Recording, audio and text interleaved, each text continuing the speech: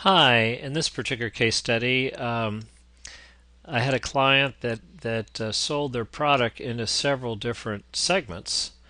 So they had a big contractor supply segment, they had an industrial MRO segment that they went after, and they had one kind of standard service model. And first we retuned the service value equation for the contractor supply with great success. So now I came back. It was time to go out and sort of knock off the next niche, and it was this industrial MRO category. So I went out and I said, "Look, here are our service metrics that we achieve, and in many cases we guarantee zero errors, on-time delivery, for example.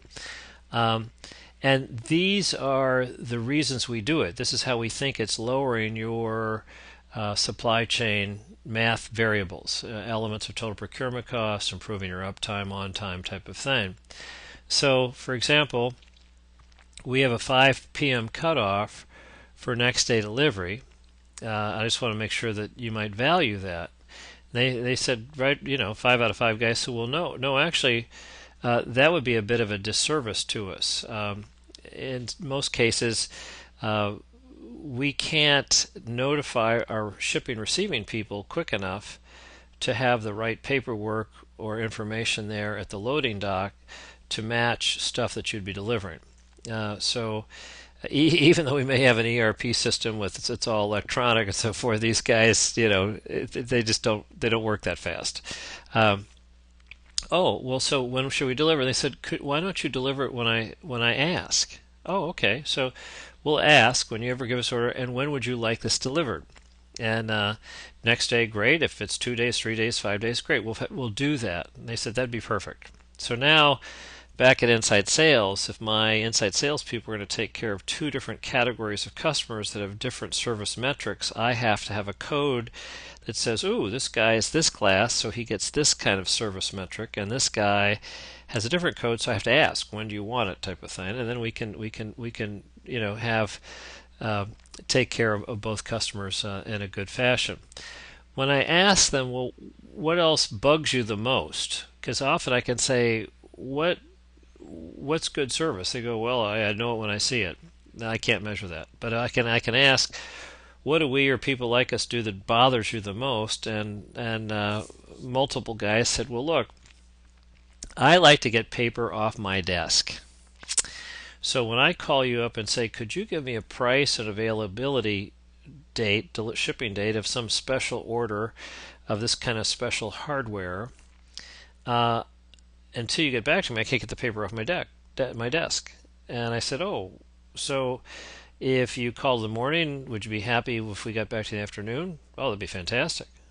If you called in the afternoon, we get back in the morning. Sort of a half day response time. I said, "Oh my God, that would be great." So you want to ask how fast, and and confirm that 3 out of 3 guys think that would be great. So then we had to figure out how to do that, and part of the problem was we could call very quickly manufacturers and say we'd like a price and a delivery date for this stuff that you have to make. They'd say, well, we don't know exactly where to make that. We might make that 6 to 12 weeks down the road. Well, who would know? Well, somebody in production maybe. And so we had to learn to get to somebody who could at least give us a range, earliest, likeliest, and latest. So then we could call back to the customer and say, here is the price for sure. The manufacturer is saying this is the earliest, this is the likeliest, and this is the latest time that it'll be delivered. And the buyer would say, well, I'll just put the latest time in. Then I got my ass covered, and I'll just get it off my desk. And then I asked another kind of question, which is what kind of information would you like ideally to have at your fingertips? Do you find that people call you and say, hey Susan, hey Pete, could you give me, whatever, and you're going, and you have to get up and you've got to go do some extra work as opposed to, I've got it right here. And one of the opportunities was that they place a lot of these special orders with us, and then people in the plants or the campus of the place would call up and say, when is this particular item going to be at a given place? Because we need to schedule people there to install the stuff. And I suggested, well, what if we gave you a summary report? And on it we would just list all the outstanding back orders and special orders, with all the pertinent information. So you can just pull out one report and look at it and go, there it is. That's got to be great. Of course, for this to work, they'd have to buy all of their special orders from us. If they bought it from other people, it wouldn't be on our summary report.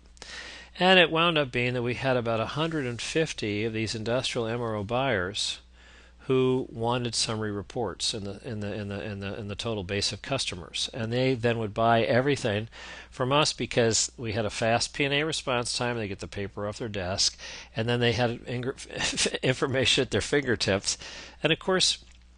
Lots of this stuff is, $2,500 orders, and we were going in at 22, 3, 4% margins, sometimes a little bit higher. It was enormously lucrative business because it really wasn't being shopped because the person wanted to have it all in the summary report.